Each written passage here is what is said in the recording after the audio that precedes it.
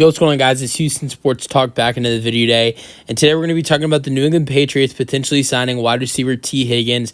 As earlier in the week, it was reported that the Patriots are going to offer the moon in order to get T. Higgins and are really going to throw up a lot of money in order to get him and plan to offer him the most money out of everybody.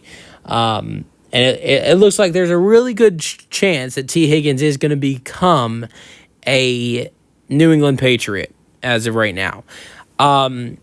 So I think right now I would say that that's probably the best, or not, I wouldn't say best, but one of the best landing spots for T. Higgins, but the most likely landing spot. T. Higgins through 8 games this year, 6 starts, has 73 targets, 45 receptions, almost 600 receiving yards and 5 touchdowns. He's very equipped to be a number one in this league, but due to him playing with such a good wide receiver and Jamar Chase, he is a wide receiver too on this Cincinnati Bengals team. Now, here's my thing. Isn't he just going to become the same thing in New England? Like, if things go as they're supposed to right now, as of right now, if the season ended today, and I think this is how it will most likely end in 4 weeks when the season is over, the top 3 picks, and I don't know what order, but the top 3 picks, 3 of the teams selecting in the top 3 will be Las Vegas, New York, and the Patriots. We already know the Giants are going to go get a quarterback.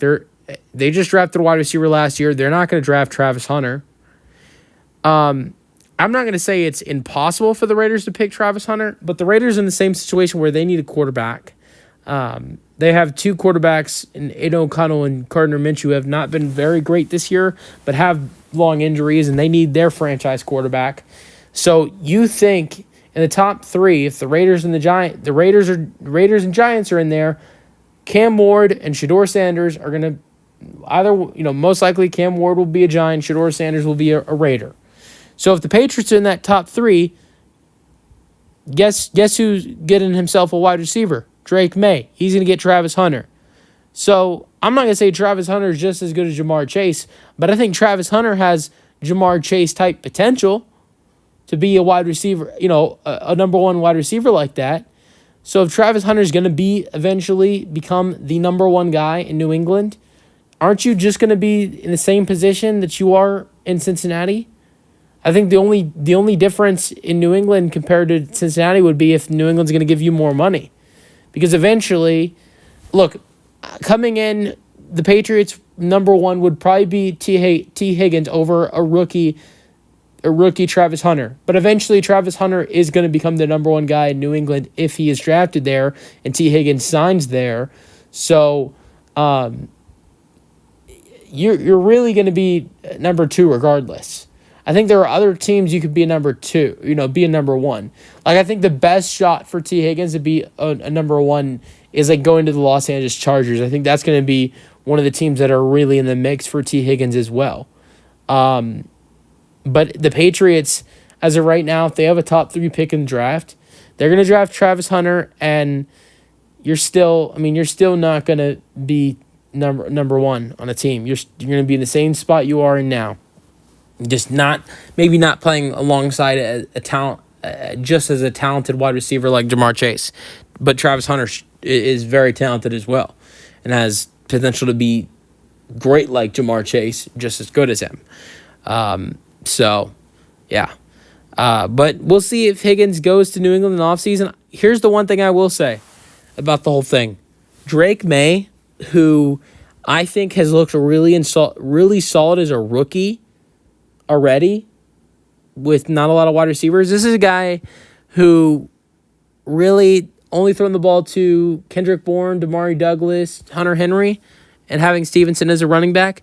9 games in 8 starts. The team has a 2-6 record, but he has a 67 completion percentage. He's thrown 1,700 yards in 8 starts. He has 11 touchdowns, 8 interceptions, so that is bad, but he's a rookie, and has run for almost 200 rushing yards. Can you imagine you add in T. Higgins and Travis Hunter, how much this kid improves? I think he would improve as a quarterback if you add in nobody, because I think most quarterbacks are going to improve a little bit going into their second year. But if you add in Travis Hunter and you add in T. Higgins, and you add those two guys in with Demario Douglas and Kendrick Bourne, Keyshawn, Boutte, and Hunter Henry as your tight end, which I think he's one of the most underrated tight ends in football, and Stevenson and Gibson at running back.